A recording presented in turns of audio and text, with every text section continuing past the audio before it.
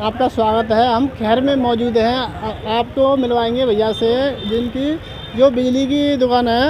हाँ भैया जी, आप किसको सपोर्ट कर रहे हो? ये फ़िलहाल तो कार्तिक को सपोर्ट कर रहे हैं। भाई ये बताएंगे। और आपको वोट है ना भैया? शायद 2018 में वोट आ गया था मेरा। अच्छा, तो वोट करोगे ना आप? बिल्कुल करेंगे। किसको वोट को दोगे? फिलहाल तो कार्तिक चौधरी को करेंगे। अच्छा, आगे की देखी कौन जाएगी। सी पार्टी से वो शायद साइकिल जो चलाते हैं उस पार्टी से हैं। पार्टी बताओ ना। हाँ भैया जी, आपका स्वागत है आरबीसी इंडिया टीवी में। आपकी दुकान है ये ज्वेलर की? बिल्कुल बिल्कुल सर। हर्षित इलेक्ट्रिकल्स। तो कौन सी दुकान है? हर्षित इलेक्ट्रिकल्स। वो दिख रहा है, मगर आप जो राजनीति की बात कर ले थोड़ी सी, बिल्कुल। तो किसको सरकार बनवा रहे हो आप? किसको विधायक बनवा रहे हो? देखिए, विधायक का तो ये है कि दोनों ही पार्टी, जो हमारे तेजवीर सिंह गुड्डू जी के जो बेटे हैं कार्तिक, और वो भी फाइट में हैं, और जो दिलेर जी के बेटे हैं वो भी फाइट में हैं। यहाँ अगर रियलिटी में लगाया जाए तो दोनों ही पार्टी मजबूत हैं और दोनों के बीच में ही टक्कर है। तीसरा कोई बंदा नहीं है। दिलेर जी भी बढ़िया आदमी है और हमारे कार्तिक भाई भी बढ़िया आदमी है। पर्सनली कोई सिंगल ऐसा नहीं है कि नहीं सब यही है, ऐसा कुछ नहीं है। कार्तिक तो भैया अभी हमने कवरिंग करी थी आगे, तो वो बीजेपी को बता रहे हैं। देखिए, ऐसा क्यों कह रहे हैं ये तो मैं नहीं जानता। रियलिटी तो ये है, बट ये है कि मैं आपको जो मैंने देखा है, क्योंकि पिछली बार भी करीब 70 से 80 हज़ार वोट वो लेकर के गए थे कार्तिक भैया, और ये तो अभी आए हैं प्रेजेंट में भाई। अभी उससे पहले तो नहीं थे। उससे पहले तो क्योंकि अभी विधायक जी जो थे, जो अब सांसद हो गए हैं, हाँ जी बिल्कुल वही थे। तो अब ये फर्स्ट टाइम आए। अब इनका देखते हैं आमने सामने क्या टक्कर होती है। उनका विकास कैसा था? तो अभी गए हैं जो हाथरस के सांसद जी हैं, विधायक तो जो हमारे खैर से। हाँ, तो अब पहले क्या विकास था उनका? बीजेपी से थे? हाँ, बीजेपी से थे वो। कैसा विकास था उनका? नहीं, ठीक था, अच्छा सा आदमी, और उनकी आदत भी बहुत अच्छी है।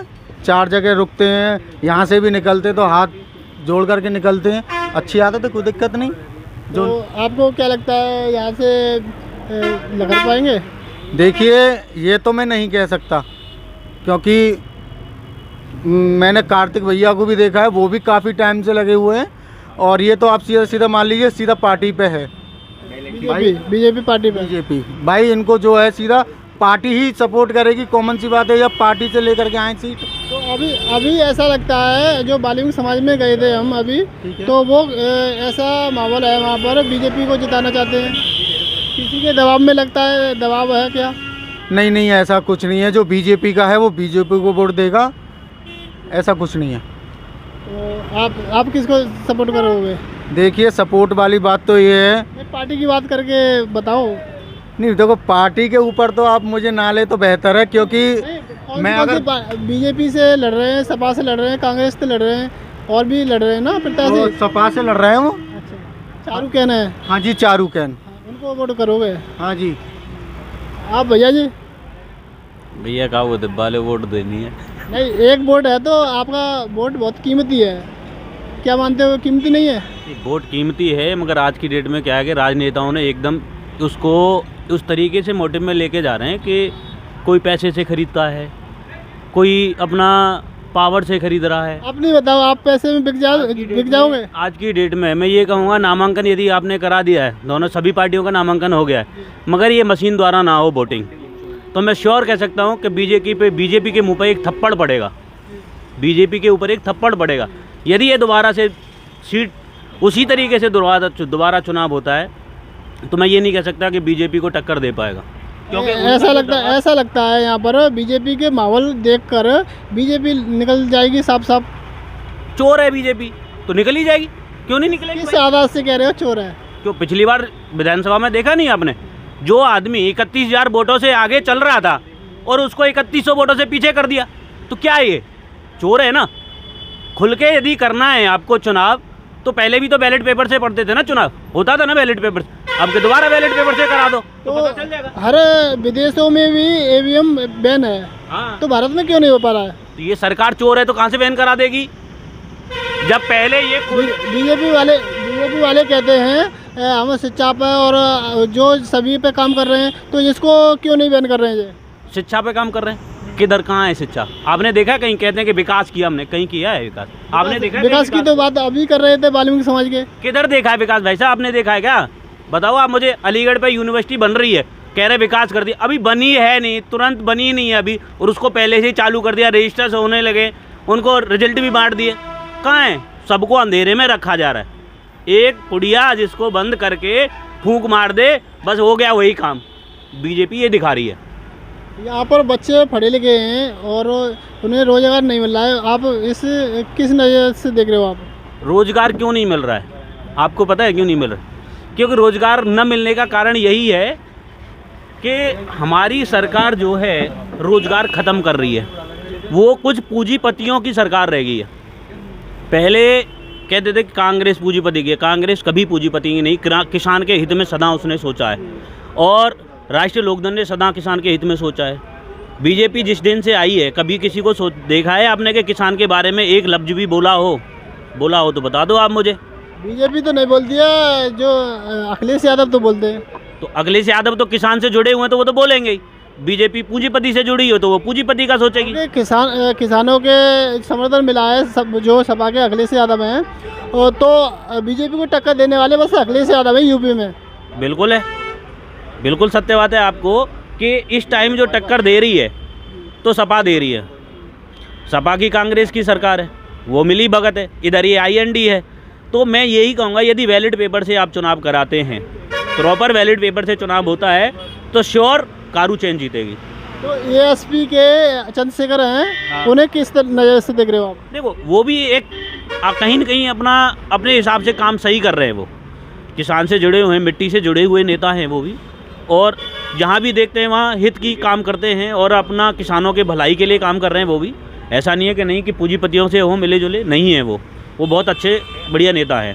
बेटियों के सम्मान में ज़्यादा खड़े होते हैं। बिल्कुल, और होना भी चाहिए हमारा। और नेता नज़र नहीं आते, क्या कारण है? चंद्रशेखर क्यों नज़र आते हैं और वो क्यों नहीं आते हैं? देखो, चंद्रशेखर आज़ाद अभी नई पार्टी है, वो अपनी पार्टी को खड़ा कर रहे हैं। जब उनकी पार्टी खड़ी हो जाएगी तो फिर मैं कह ही नहीं सकता कि क्या होगा। अभी रिसेंटली में नज़र आ रहा है तो बहुत अच्छी बात है, और हम ये कहेंगे कि जो नेता अभी रिसेंटली में नज़र आ रहा है वो शायद हो सकता है कि भविष्य में भी नज़र आए। टाइम मैगजीन ने तो दलितों के नेता बना दिया है व्यवस्था। किसने? मीडिया ने। टाइम मैगजीन में नाम आया था 100 उभरते नेताओं में, चंद्रशेखर का नाम आया था। बिल्कुल आया होगा, तो आया था, आया नहीं, मैंने तो देखा नहीं है। तो आप भविष्य में बात करें तो, और समाज की बात करें तो वो समाज में ज़्यादा खड़े होते हैं। किसी समाज की बात हो, बहन बेटियों की बात होती है, जहाँ बहन बेटी की बात आती है तो मैं यही कहूँगा समाज से हट के काम करना चाहिए। क्योंकि बहन बेटी हमारी हो, आपकी हो, किसी की भी हो, वो बहन बेटी सबकी होती है। और एक नज़र से देखें तो सबकी बहन एक ही होती है। एक ही होती है। मातृ शक्ति बहुत बड़ी चीज़ होती है। मातृ शक्ति जो होती है वो सबसे परे है, और सबके लिए खड़ा भी होना चाहिए। कुछ हैं जो आपने देखा होगा, पिछली बार समाचार में भी देख रहे थे कि बीजेपी के फलाने नेता हैं जी, वो लड़कियों को लेके चल। तो कहीं न कहीं बीजेपी नारा तो लगा रही है लड़की बचाओ, मगर सम्मान नहीं है, कहीं भी बीजेपी का सम्मान नहीं दे रही है कोई भी। बेटियां पढ़ने जाती हैं, वहाँ छेड़छाड़ हो जाती है और वहाँ लूट हो जाती है। यहाँ अलीगढ़ में देख लो। अब आप कहते हैं कि बिल्डोजर चल रहा है बाबा जी का, तो बिल्डोजर कहाँ चल रहा है? उन्हीं के तो ऊपर चल रहा है जो बीजेपी के विपक्ष में बोल रहे हैं। जो पक्ष में है उसके ऊपर बिल्डोजर नहीं चल रहा है। जब गुड्डू जी पिछले भी चुनाव में थे तब उनके पक्ष में नहीं थे, तुरंत उन्होंने बिल्डोजर चला दिया था उन्हीं के ऊपर, उनको जिला बदर करा दिया था ना, आपने भी देखा होगा। अभी भी हैं, और अब के टक्कर है, अच्छी वाली टक्कर है। भगवान ने चाहा तो चारूकेन जो है विधायक बन सकती है। हाँ, और मैं भी ये कहूँगा जितने भी हैं युवाओं से मेरा फिर भी यही कहना है कि जितना बने बीजेपी को भगाओ, यदि अपना देश बचाना है तो। पहले इतना कर्जा नहीं थे, उससे अब जाके 75% कर्जा और बढ़ चुका है। 75 गुना कह सकते हो आप उसको। पहले कुछ ही कर्जा था, 2-3 करोड़ अरब जो भी हो एनीबडी। अभी जो आया है आंकड़े देखोगे तो 14 से पार जा रहा है। तो कहाँ से आएगा इतना पैसा भैया, कहाँ से आ गया? वैसे कहते हैं हमने देश बचा रहे हैं, देश को तो तुम गड्ढे में ले जा रहे हो। वाल्मीकि समाज 15% बताते हैं आंकड़ों के हिसाब से, तो उनकी समर्थन मिल जाए तो सपा हो सकती है। देखो, ऐसा नहीं है, वाल्मीकि समाज का भी मिलेगा, SC ST का भी मिलेगा, सबका मिलेगा। ब्राह्मणों की वोट है, जाट की वोट है, यादव की है, ठाकुर की भी है, सबकी वोट मिलनी है।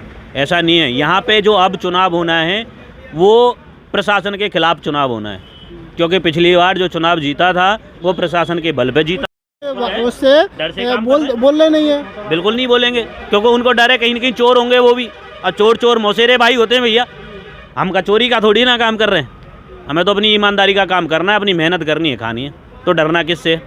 ना तो किसी का डर है, अपनी मेहनत पे जीते, एक नंबर का कमाते। तो बीजेपी वाले दीपावली का उपहार दे रहे हैं, सिलेंडर फ्री दे रहे हैं, फ्री दे रहे हैं। भैया बीजेपी वाले कुछ भी दे सकते हैं, जिसे कहते हैं ना कुछ भी। आप और मैं कल्पना नहीं कर सकते वो क्या दे दें, पैसे भी दे दें, उपहार भी दे दें, अब तो कुछ भी दे सकते हैं, क्योंकि उनको चुनाव जीतना है, और चुनाव जीतने के बाद बीजेपी के एमएलए और जो विधायकों पर जो सीबीआई क्यों नहीं लगती है? क्यों लग जाएगी उन पे? विपक्ष पे क्यों लगती है? विपक्ष में इसलिए लगती है कि वो हमारे सामने खड़े हों। यदि उनके ऊपर सीबीआई बैठी रहेगी तो वो डरे रहेंगे ना कि सामने नहीं खड़े होना भाई बीजेपी के, इसलिए सीबीआई लगती है। और यदि वो खुद अपने विधायकों पे करा के देखें ना, सतीश गौतम पे करा के देखें, अनूप वाल्मीकि जी पे करा के देखें, और भी नेता उन पे करा के देखें, सीबीआई पता चल जाएगा कितना उनके पास काला धन है। आप सोच नहीं सकते, 20 लाख, 20 करोड़, 30 करोड़, जन कितना पैसा मिलेगा, कोई सीमा ही नहीं है। जो आदमी किसानू आदमी था, आज वो मतलब बड़ी बड़ी गाड़ियों में चल रहा है, कहाँ से पैसा आ गया भैया वो बताओ आप? बीजेपी का एक छोटे से छोटा नेता उठा लो आप, पहले साइकिल पे चलता हो, आज वो गाड़ी में चलता है। गाड़ी में चलते हैं, क्यों चल रहा है वो? आम आदमी पार्टी है और पार्टियां हैं, राष्ट्रीय लोकदल के कोई भी नेता उठा लेना, अब वो फिर भी बेचारा पैदल ही नजर आएगा, चलता हुआ आएगा ना आएगा। जो किसान से जुड़ा हुआ नेता है वो पैदल ही चलेगा, मान सम्मान करते हुए चलेगा। इन्हें तो आज याद आ रही है, क्योंकि इनको जीतना है तो याद आ रही है। आज तो ये पैरों में भी लेटेंगे, सब कुछ करेंगे, जीतने के बाद में ये नज़र नहीं आएंगे। कोई तो मैं कह रहा था, वोट की कितनी कीमत होती है? बहुत बड़ी कीमत है। यदि अपनी वोट आप दे रहे हो और आपकी पसंद का नेता नहीं है तो आप नाटो पे वोट दबा के आओ, मगर वोट जरूर दो।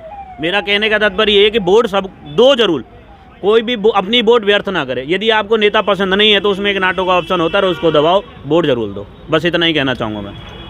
आप तो बात कर रहे हैं, क्योंकि यहाँ पर खैर में हमारे भाई थे हमारे बीच, सपा के ज़्यादा बता रहे हैं, क्योंकि सपा ने कुछ काम करके दिखाया है, उसी आधार पर बता रहे हैं, बीजेपी को बाइकआउट कर रहे हैं।